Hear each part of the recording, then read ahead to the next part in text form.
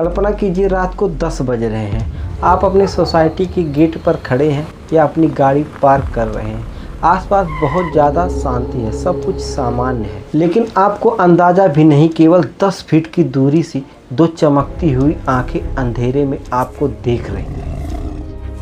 मुंबई, पुणे, बेंगलुरु और नासिक भारत के ऐसे बड़े शहरों में एक अजीब सा पैटर्न देखा जा रहा है, जहां रात के टाइम आदमखोर तेंदुए शहरों के बीचों बीच खुले आम घूम रहे हैं।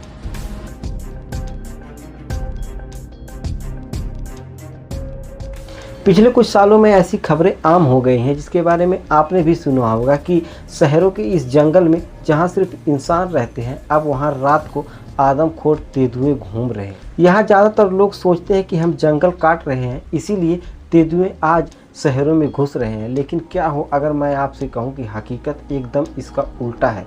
शहरों में तेंदुओं का घुसना मजबूरी नहीं, बल्कि उनकी चॉइस है। हमारा शहर उन्हें जंगल से ज़्यादा पसंद आ रहा है। चलिए आज की वीडियो में हम इसी अर्बन मिस्ट्री को डिकोड करते हैं, जिसका सच जानकर आप भी दंग रह जाएंगे।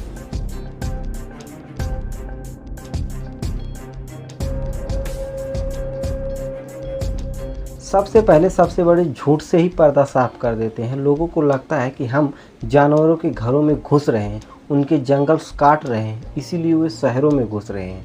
ये बात सच है, लेकिन पूरी तरीके से नहीं। मुंबई शायद से दुनिया का इकलौता ऐसा शहर है जिसके बीचों बीच 104 स्क्वायर किलोमीटर का एक जंगल है, संजय गांधी नेशनल पार्क। 2024 में की गई लेटेस्ट सर्वे के अनुसार यहाँ 50 से ज़्यादा तेंदुए रहते हैं। आमतौर पर तेंदुओं को रहने के लिए हजारों किलोमीटर का लंबा एरिया चाहिए होता है। मलाई मारा जिम कॉर्बेट, जो कि तेंदुओं का सबसे बड़ा जंगल है, जो कि 1000 से 1500 किलोमीटर स्क्वायर में फैला है, वहाँ 100 किलोमीटर प्रति स्क्वायर के दायरे में 5 से 10 तेंदुए रहते हैं। लेकिन मुंबई के संजय गांधी नेशनल पार्क में केवल 100 स्क्वायर किलोमीटर के दायरे में 50 से ज़्यादा तेंदुए रहते हैं। पार्क के चारों तरफ अर्बन एरियाज है, जहां 2 करोड़ से ज़्यादा लोग रहते हैं। लॉजिकली देखा जाए तो इतने शोर शराबे वाले एरिया में तेंदुओं को यहां से भाग जाना चाहिए। इन्हें खाने के लिए आपस में लड़ना चाहिए, भूख से मर जाना चाहिए। लेकिन ना ये सिर्फ जिंदा है, बल्कि ये पूरी तरीके से स्वस्थ है। तो फिर सवाल आता है कि इतने छोटे से जंगल में इतने सारे तेंदुए आखिर जिंदा कैसे हैं, वो खा क्या रहे हैं? तो यहीं आता है हमारी कहानी में सबसे बड़ा ट्विस्ट। हम अक्सर सोचते हैं कि तेंदुए भूख की वजह से शहरों में भटक रहे हैं। इसी को लेकर एक बहुत ही इंटरेस्टिंग केस स्टडी की गई बायोलॉजिस्ट विद्या अध्यय के द्वारा। उन्होंने जब तेंदुओं के स्कल्ट यानी मल की जांच करी, तो उन्हें पता चला कि उनके भोजन का 87% हिस्सा किसी जंगली जानवर का है ही नहीं, जैसे कि हिरण या गाय, बल्कि ये पालतू जानवरों का है। इसमें से भी एक बहुत बड़ा हिस्सा है कुत्तों का। तेंदुए अब जंगलों के बीच हिरणों के पीछे अपनी एनर्जी वेस्ट करना नहीं चाहते। शहरों के किनारे डंप किए हुए कचरे को खाने के लिए जब कुत्ते या फिर सूअर्स जाते हैं, तो वो बड़े आसानी से शिकार हो जाते हैं। और जब कभी उन्हें वहाँ खाने के लिए जानवर नहीं मिलते, तो वो रात को शहरों के बीच भी घूमने लगते हैं। तेंदुआ एक बहुत ही अडॉप्टेबल जानवर है, जिसे शेर की तरह बहुत बड़ा एरिया रहने के लिए नहीं चाहिए। वो आपके घर के पीछे झाड़ियों में, नालों में छिप कर रह सकते हैं। इसीलिए रात को वो बाहर निकलते हैं और शिकार करके वापस उसी जगह जाकर छिप जाते हैं।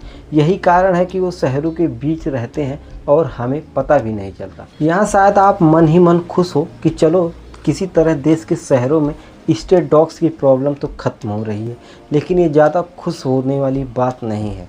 अक्टूबर 2021 मुंबई के आरे कॉलोनी में पूरी तरीके से दहशत फैल गई थी, जब वहां 1 महीने के भीतर 9 लोगों पर तेंदुए ने हमला कर दिया था। एक्सपर्ट मानते हैं कि यह गलतफहमी के शिकार थे। जनरली तेंदुए इंसान को अपने शिकार के रूप में नहीं देखते। लेकिन सवाल आता है तब क्या होगा जब वो शहरों के बीच रहने लगे और उन्हें खाना ना मिले। तब वो दिन दूर नहीं जब वो इंसानों पर भी हमला शुरू कर देंगे।